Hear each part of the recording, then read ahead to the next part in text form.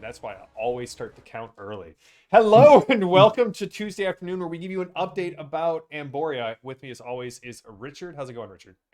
It's going great. I'm up to my elbows in Amboria right now. Sure.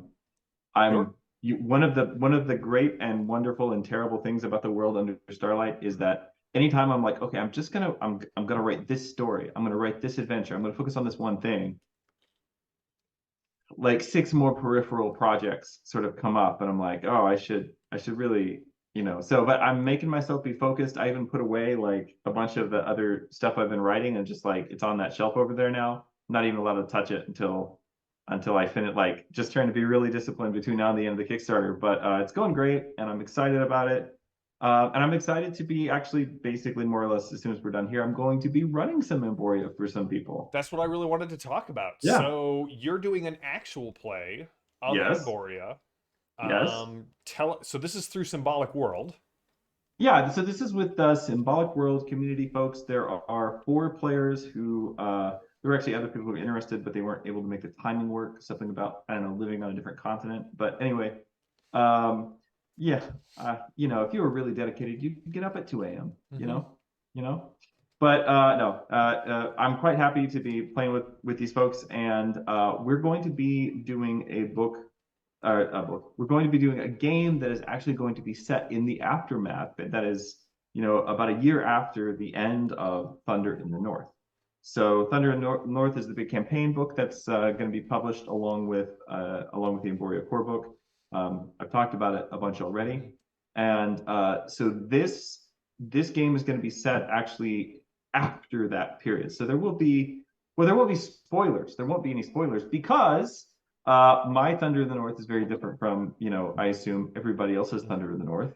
In specific, my players completely destroyed the world. Yeah. And so things are very bad now, and that's their fault. And I never miss an opportunity to remind them of that. But no, anyway, so we're going to be set in the aftermath of this, and it's going to be a prologue, probably one of two prologue adventures that I'm going to run for the Midnight War, which is going to be the big multi-group linked campaign, which I'm going to run for people who backed at the $200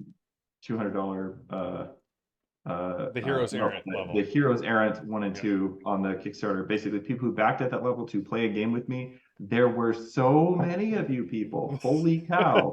And then I was like, okay, I really want to do something special. So if you haven't already heard, basically what we're going to be doing is running a big campaign with a bunch of, it'll be one shots, but they will all be linked, and they will cover the events of something known as as the Midnight War. And so this is going to be a prologue to that. So if you are one of those people who backed at that tier, you may want to watch these events. So basically, as soon as it's recorded, I'll put it up on the YouTube on my own channel, Richard Rowland, and Yep. I'm sure we'll link to it here from Iconic as We will. well. And then we'll just And we'll embed it'll it be up in the there, and everybody Kickstarter can watch it. page. Yeah, it's going to be on the Kickstarter Yeah, page. We're actually going to yeah. link these videos, this Oh, playlist, perfect. Yeah, on the Kickstarter page, so the people who are backing and want to know more can jump over yeah. here and Cool. yeah. Yes. And it's going to be fun. It's a fun adventure that I prepped. It's going to be kind of weird and twisty. Um, uh, I sort of like struggled between, it's like I could just run one of my pre-created adventures already, Mhm.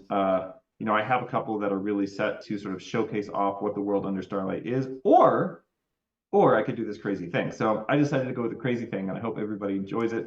I think that some people have gotten like special hairdos and cosplay put together and just took all of this way too far, but in a way that I appreciate and approve of. So Do we know should be a about lot of when fun. this will release?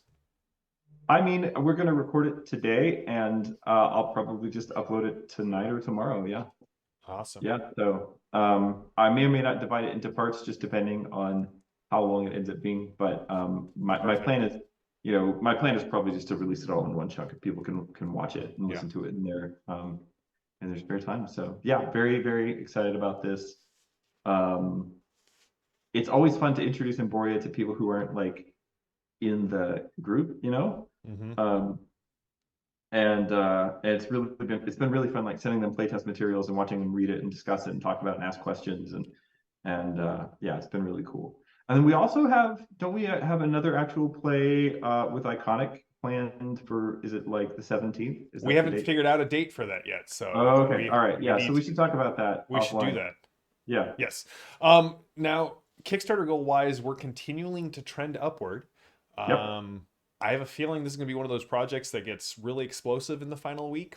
I think Uh, so. but we're close to the next adventure, which is the first of a trio of adventures that deal with uh, time travel. Yes.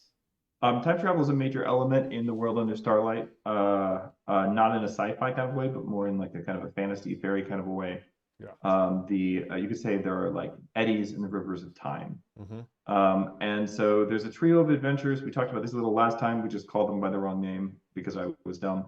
But there's a trio of adventures that we're going to be having as stretch goals. So the first one is going to be the Bell of Time, and there are some little hints about it in the. There will be little hints about it in the Kickstarter updates, which are all being written in character. So Yeah. keep an eye on those. But um, but yeah, the Bell of Time is going to be one of our. It's going to be one of our big. It's going to be a neat adventure, and it's the point of these adventures is, there will be. Well, I'll probably release them. Well, they're going to be released on PDF, and so my plan is to release them along with some instructions for different ways that you could work them into your story. But as you will see, if you're backing at a level to get Thunder in the North, there are actually places in Thunder in the North where weird sort of timey-wimey things can happen. And so you can easily take one of these three adventures and just plug it in there. So Yeah. Awesome. yeah. Then we have well, let's talk about the stretch goal after that. We got charts. Yes. We're going to put charts in the front and the back of the core rule book. So what it like we both love old school essentials, and the fact that both the player book Yeah. and the GM book have the useful charts right there. There's some other games that I've seen do this as well. I'm kind of spacing out on which ones, but basically the idea that you could use your end papers Mm-hmm. for stuff that would actually be kind of helpful reference material, like the same kind of stuff that would be on a GM screen, but also like from a player perspective, right? So just like what are your normal clash point spends? What are your normal like actions, things like that. So basically all the kind of quick reference stuff. So the plan is to put that stuff and maybe also with some kind of world building stuff like days of the week or months of the year or things like that. I don't know. We're gonna see kind of what people think is going to be more helpful for them. I don't want it to be just like fluff for fluff's sake, but if it's something that would genuinely contribute to the immersion, like remembering today's not Tuesday, today is the Amborian version of Tuesday or something like that, then Yeah. we might include that. So yeah, basically we're gonna have kind of quick reference stuff for the system and the setting in the end papers. And that way, if you're a player and you've got the book in front of you, you don't have to flip around through all the different sections. That is something that drives me crazy. It's my least favorite thing about basically all tabletop role playing games is that the rules are always arranged. So it's like by reading through the book, now you know how to play the game. And the first time you go through, that's fine. Mm-hmm. But then on subsequent, like when you're playing the game, you have to remember, wait, are these rules in this chapter or this chapter? Like Yeah. where does this go? So what you really need is like almost two different rule books. One is 200 pages or whatever a normal rule book length is, and the other one is like 5 pages, and it's the stuff that you actually use every session. So basically that's gonna be what we try to provide with the end papers. Yeah. Jackals has the Lore Master reference, which is just a PDF you can get that has all of the different things. I saw Yeah. Hyperborea has one that's the same. I love GM screens, Mhm. but about 2 months into a game, I'm always like, man, I would have designed this completely differently. These are not the Right. things that I actually. Right. There are some that are better than others, and there are some that are just worthless. Well, like the 5e GM screen is kind of like a bunch of wasted territory. Yeah. Like it's a lot of wasted real estate, unfortunately. I actually my favorite GM screen that I have, which I don't know when I'll ever get to use this. I have this amazing old GM screen from the early days of third edition D&D.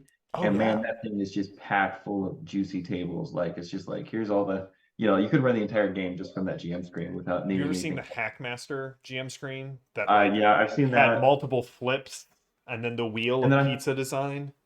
I have a printable Axe GM screen, which I use when I'm running Yeah, Axe and I DMC, do. Yeah, that and one's it's great. really nicely laid out. Like Yeah, basically, you don't need anything else other than what's on that to run the game. Like yeah. you could be like, oh, this is a 4-hit die monster, Hmm. so here's all the stuff that a 4-hit die monster does, and you can just run from Yeah. that. Yeah, it's great. Great. Fun. Then after that, we have the PDF of the bestiary cards. So every monster in the book is going to have an image, and we're actually going to make a PDF where you can print and play your own set of cards. It's going to have all the statistics on one side. It's going to have the picture on the other, done by Bob Crumb, who is knocking the Amboria art out of the Yeah, we park. got a bunch of really cool stuff coming. Yeah, we got some more images to show off here soon. We've got another mini that's coming as an add-on, and as things continue to rack up, like, if you're on the fence about backing this, the sooner you back, the quicker we unlock stretch goals. Yep. And if everybody waits to the last 48 hours, it's going to be hard to keep up with the stretch goals we have planned. So, Yep. yeah. Anything else you want to add at this point, Richard? I mean, it's been pretty successful so far. I'm happy with where we're at. Yeah. We're gonna do I mean, 2 more of these. I think we got 18 days yeah. left, so we'll have 2 more Tuesday afternoon chats. Yeah.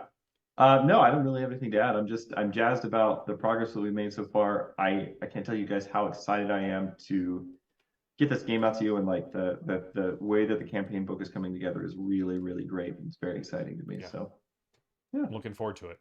Yeah, there's a toe in the campaign book. It doesn't come with like an actual toe, you have to provide your own, but there's a magical toe in the campaign. And the adventure I just finished writing, and I'm very, very excited about that adventure. So yeah, anyway, just back it, tell your friends, tell your grandmother, tell anybody you know with disposable income, Yeah. and let's get this thing to 50K Yeah. Even or higher. or So, higher. Higher would be okay. higher would be okay. We would accept higher. Be okay. So, Yeah. Yeah. all right. Well, until next time, we will talk with you all later. Stay safe, stay healthy, stay gaming. We'll see you next Tuesday for more Amboria.